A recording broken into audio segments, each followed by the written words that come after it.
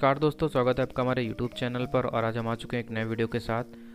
जिसमें हम लोग अपनी आगे के जो आइटरेटिव कंट्रोल स्टेटमेंट्स थे उनके बारे में डिस्कस करेंगे। तो in previous video I will discuss about for loop. मैंने बहुत अच्छे से एकदम डीप तरीके से आपको फॉर लूप के बारे में बताया था। तो अब चलते हैं हम लोग एक बार नोट्स में और देख लेते हैं हम लोग कहाँ से आगे कंटिन्यू करते हैं। ठीक है, तो हम लोग यहाँ पे आइटरेशन और लूपिंग स्टेटमेंट्स पढ़ रहे थे। तो यहाँ पे हम लोगों ने फॉर लूप के बारे में एकदम अच्छे से पढ़ लिया था। अब बात करते हैं आपने वाइल लूप और डू वाइल लूप के बारे में। ठीक, तो इसका सिंटैक्स एक बार देख लीजिए कि वाइल, फिर condition check, then body execute.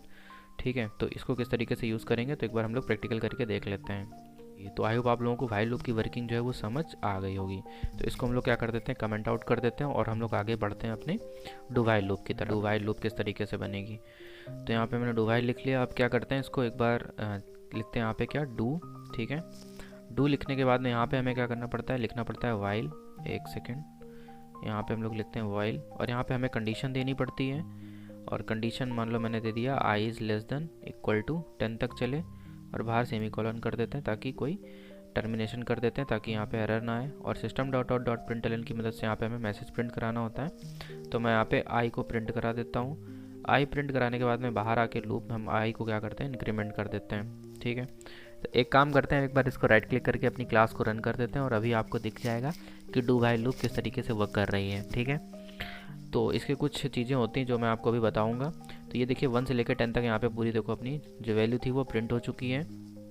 अब देखो, अब आप कहेंगे कि सर यहाँ पे वाइल लूप जो है वो भी ऐसे प्रिंट कर रही थी और डू वाइल लूप भी इसी तरीके से प्रिंट कर रही है, तो इनमें मेनली डिफरेंस क्या है, कुछ तो थोड़ा सा चेंज होना चाहिए कि स्ट्रक्चर ही चेंज है। तो एक चीज़ याद रखिएगा, जो डू वाइल लूप होती है वो एक बार ऐसे ही डायरेक्ट एग्जीक्यूट हो जाती है विदाउट कंडीशन चेक। ठीक है, तो कंडीशन नहीं चेक करती है, एक बार ये ब्लॉक जो है अपना एग्जीक्यूट हो जाता है, बाद में कंडीशन चेक होती है।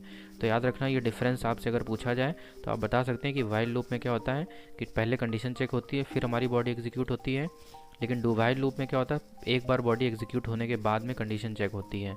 तो मैं इसका एक बार आपको एग्जांपल दिखा देता हूँ कि देखिए यहाँ पे मैं कर देता हूँ 11। ठीक, वैल्यू हमारी I is less than equal to 10 print होनी है, तो वैल्यू तो आई की है नहीं वो, तो ये वैल्यू तो किसी हालत में प्रिंट नहीं होनी।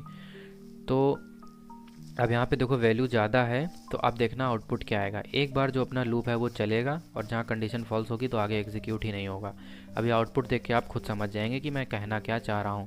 देखो आउटपुट अपना 11 आ गया, एक बार अपनी पूरी लूप चल गई, एक बार कंडीशन जहाँ चेक हुई ये कंडीशन हो गई फॉल्स, तो आगे एग्जीक्यूट ही नहीं हुआ। लेकिन एक बार ये अपना लूप क्या हुआ, देखो एग्जीक्यूट हुआ, आई की वैल्यू 11 प्रिंट करके कंडीशन चेक करी, जहाँ कंडीशन फॉल्स हुई उसके आगे एग्जीक्यूट ही नहीं हुआ।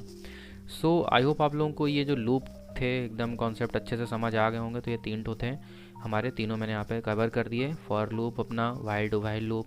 सो अगर आपको ये वीडियो अच्छा लगा तो वीडियो शेयर करें और चैनल को सब्सक्राइब करें, वीडियो को लाइक करें। तब तक मिलते हैं अपने नेक्स्ट वीडियो में, तब तक के लिए बाय बाय, जय श्री राम।